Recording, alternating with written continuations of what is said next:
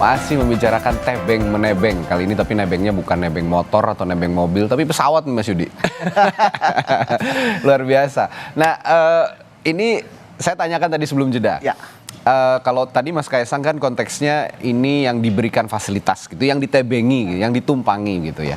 Nah sekarang yang memberikan tumpangan, yang memfasilitasi, apakah juga bisa dipanggil, diperiksa oleh KPK? Karena tadi Mas Nasrullah bilang juga sudah memberikan nama yang memberikan fasilitas ini ke KPK. Apakah bisa dan bagaimana mekanismenya? Ya, saya pikir bisa aja ya dipanggil untuk kemudian dilakukan klarifikasi. Apalagi yang namanya juga sudah disebutkan ya, inisialnya Y, tapi bukan saya.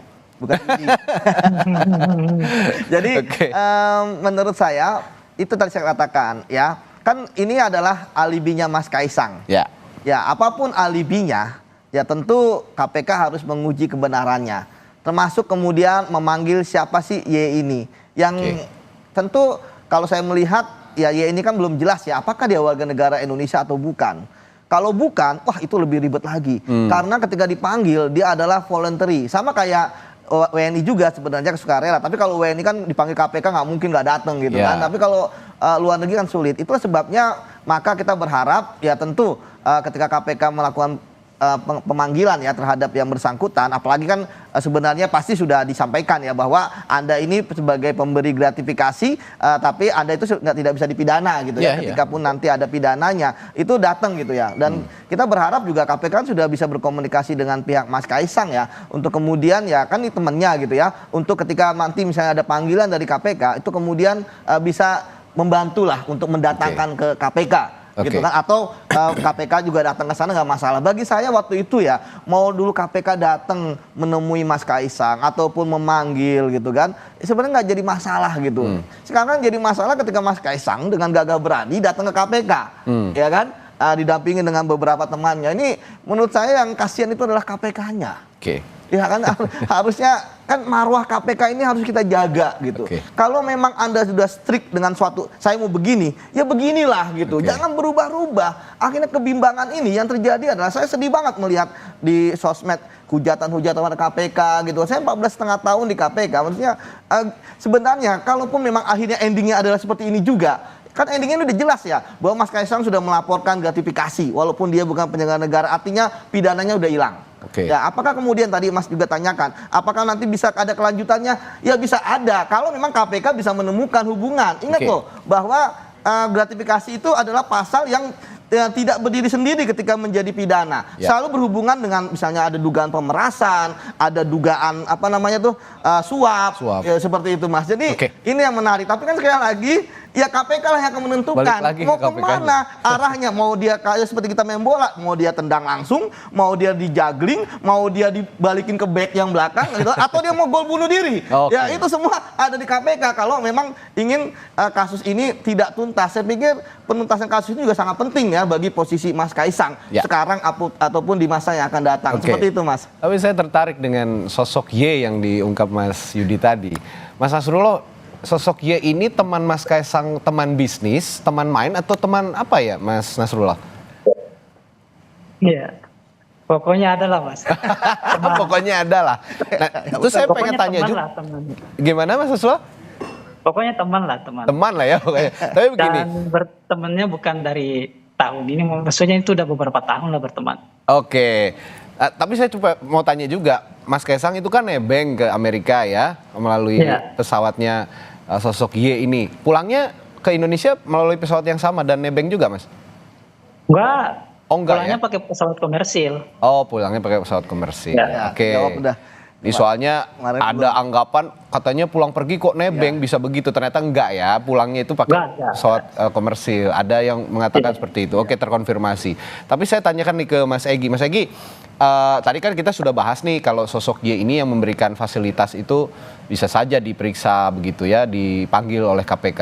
Tapi menurut Anda seberapa signifikan sih sosok Y ini jika diperiksa oleh KPK bisa menjelaskan duduk perkara masalahnya yang menjerat Mas Kaisang ini sekarang? Ya sebelum itu saya mau menyampaikan juga ke Mas Nasrullah, sampaikan aja Mas, jangan ditutup-tutupi ya. Udah bertahun-tahun kan kenalnya, nggak masalah dong disampaikan harusnya sebagai akuntabilitas ya.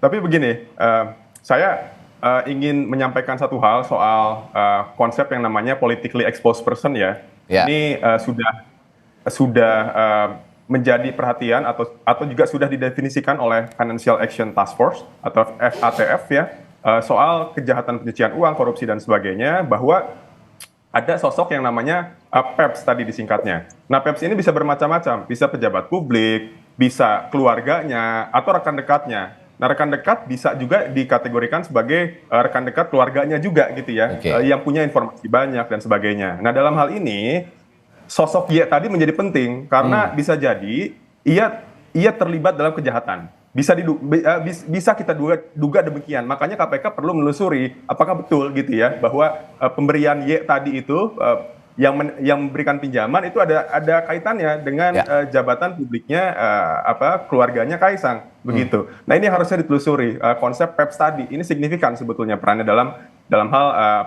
kejahatan korupsi, pencucian uang dan sebagainya. Oke, selain Mas Kaisang ataupun sosok Y tadi teman Mas Kaisang, ada lagi nggak kira-kira sosok yang perlu diperiksa atau ditelusuri oleh KPK?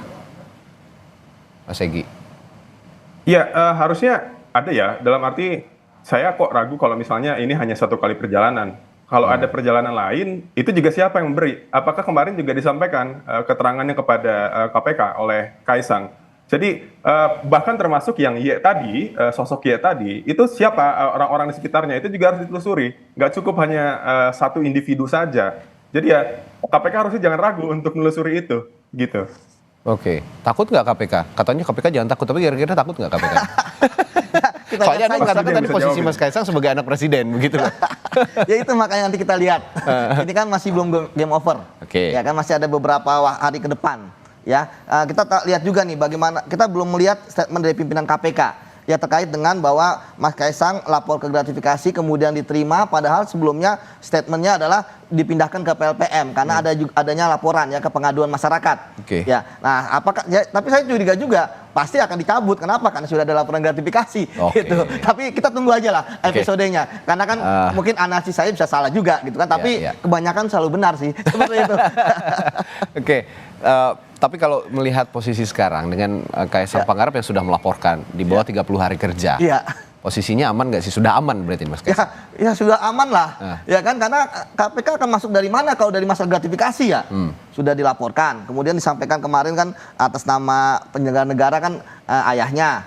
Ya kemudian ya KPK mau ngapain lagi? Hanya KPK sekarang hanya secara SOP hanya menentukan ini statusnya jadi milik negara atau milik penerima. Artinya ya Kaisang tidak perlu lagi membayar apa-apa karena memang ini ternyata KPK menemukan ya ini memang temannya seperti tadi Mas Nasrul bilang dia bertahun-tahun ya hanya friend aja. Namun kan yang perlu menarik kenapa saya katakan tadi harus dilakukan pemeriksaan kan untuk mencari tadi namanya nexus hubungan.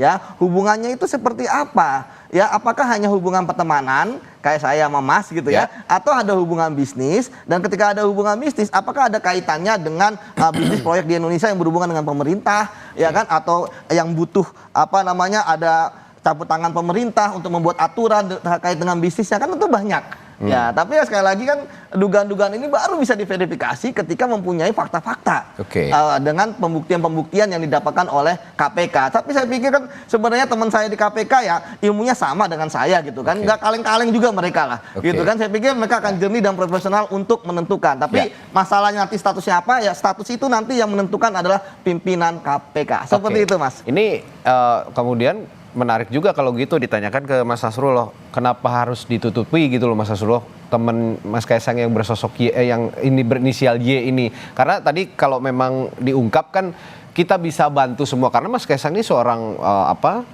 yang disorot publik karena seorang anak presiden gitu ya. Tentu saja publik juga ingin tahu, ini public figure yang tidak main-main gitu. Kalau memang ini bisa kita bantu, publik bantu menelusuri apakah Mas Kaisang ini benar-benar tidak sesuai fakta ya, atau memang menerima gratifikasi, kenapa harus ditutupi gitu Mas Nasrullah? Ya,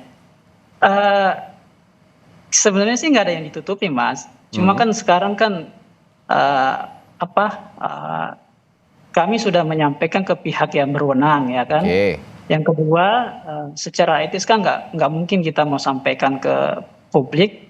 Sedangkan yang punya penilaian nanti kan bukan kita atau publik, tapi lembaga yang berwenang itu yang punya penilaian.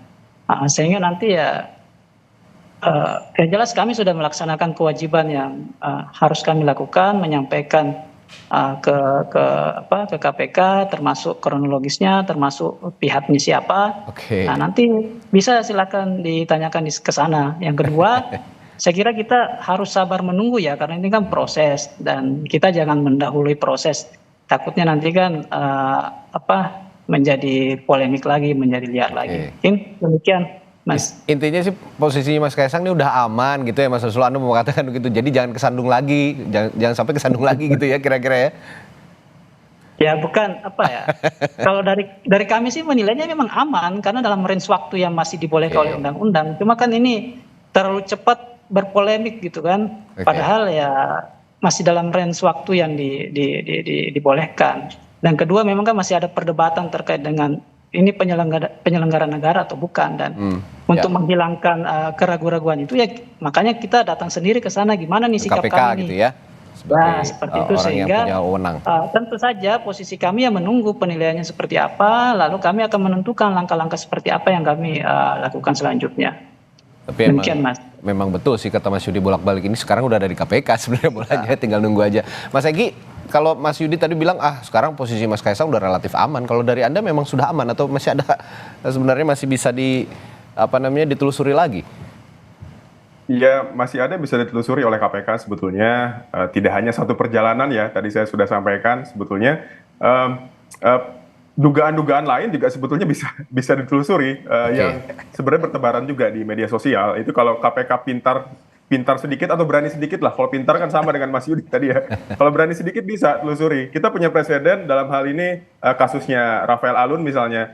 Bisa sebetulnya langkah yang sama dilakukan. Jadi nggak hanya yang sekarang sedang kita perbincangkan, satu laporan saja, yang sedang diperbincangkan ramai-ramai juga harusnya ikut ditelusuri. Bahkan nggak cuma Kaisang aja, tapi keluarganya juga yang lain. Kan yang naik private jet itu tidak hanya satu anaknya Jokowi ya, tapi juga anak yang lain ada dugaan untuk naik private jet juga. Itu dari mana? Harusnya bisa ditelusuri.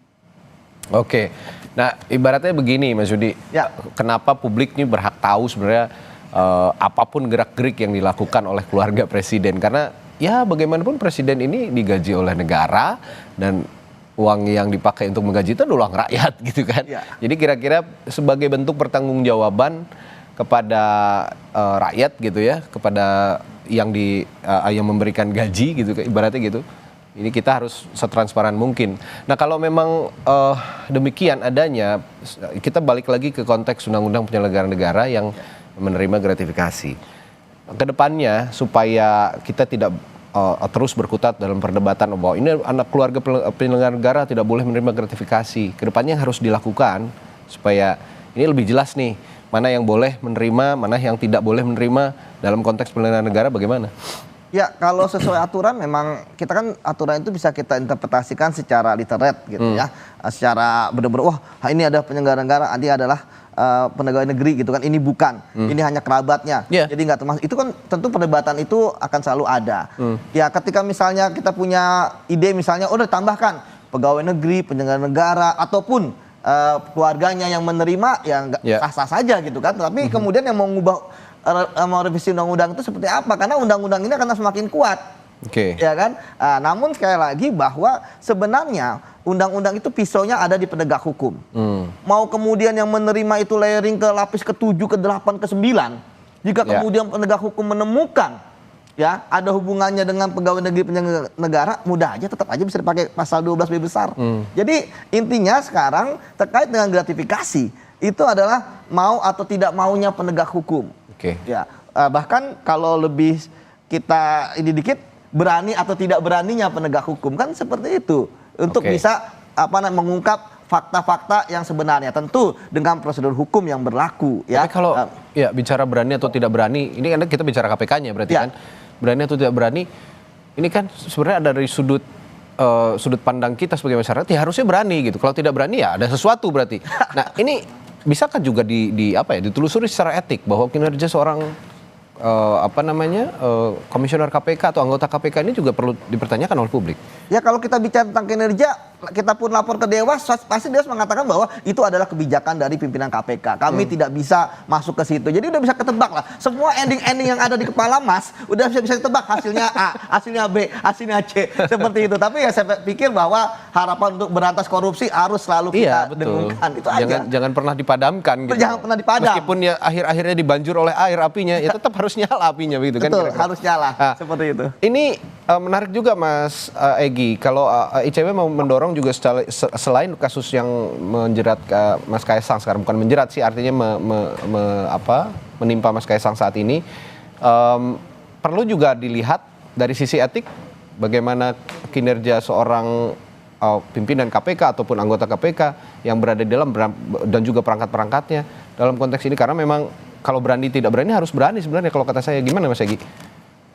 Ya harus berani, tapi kita juga punya keraguan terhadap KPK yang saat ini sedang menangani kasus, karena kita tahu KPK kewenangannya sudah dilucuti, independensinya juga sudah berkurang drastis gitu ya. Jadi kalau kita berharap banyak juga sulit sebetulnya. Walaupun tetap harapannya harus tetap kita simpan, tapi ya tidak perlu terlalu besar sebenarnya begitu. Jadi ya secara etik pun, kalaupun kita melapor, rasanya jawabannya seperti yang disampaikan Mas Yudi tadi, begitu. Ada hal yang barangkali menjadi tidak akan menghasilkan sesuatu yang signifikan, begitu. Jadi ya kita tidak perlu berharap, tapi tetap juga menyimpan harapan. Oke. Mas Nasrullah sekarang memang sudah ada di KPK, bolanya ada di KPK, tapi komunikasi terakhir dengan Mas Kaisang dalam konteks hukum, langkah apa yang akan dilakukan atau dijalankan ke depannya nih dalam konteks kasus atau dugaan gratifikasi ini, Mas Nasrullah? Ya, kalau posisi kami masih sama Mas, masih menunggu seperti apa nanti hasil dari keputusan KPK terkait klarifikasi atau laporan yang kami lakukan kemarin. Baru kami akan memutuskan langkah seperti apa yang kami lakukan. Yang jelas dari Mas Kaisang sendiri, kalau misalnya diharuskan melaksanakan kewajiban-kewajiban tertentu yang akan diarahkan atau yang diberi petunjuk oleh KPK, dari posisi kami siap melaksanakan seperti itu Mas. Ya, kalau Anda mau menerawang ke depan, gimana sih nanti ujungnya nih kasus ini, Mas Yudi? Ya ujungnya udah bisa ditebak gitu kan. Karena memang ini menurut saya hasilnya ini kan ya tentu tadi kemarin sudah disampaikan oleh Deputi Pencegahan ya, Pak Pahala ya, antara menerima gitu kan ataupun kemudian harus membayar gitu kan, jadi milik negara gitu sesuai dengan berapa yang bisa ditentukan oleh KPK. Jadi dua itu aja hasilnya Mas. Jadi ketika misalnya berharap lebih, ya saya pikir kalau kita bicara bahwa wah nanti ini bisa relasi dengan ini, itu bisa aja. Tapi kan kita bicara faktualnya, ya bicara SOP-nya, bisa bicara prosedurnya, bicara endingnya gitu kan. Ya walaupun saya masih mengatakan ini kan belum game over gitu ya, tapi setidaknya endingnya udah kita ketahui seperti itu. Meskipun hukum ini bukan ilmu pasti, tapi ya bicara korupsi di negara ini, kita punya lembaga khusus yang menangani masalah korupsi, KPK. Kalau ngomongin berani nggak berani, harus berani gitu kira-kira.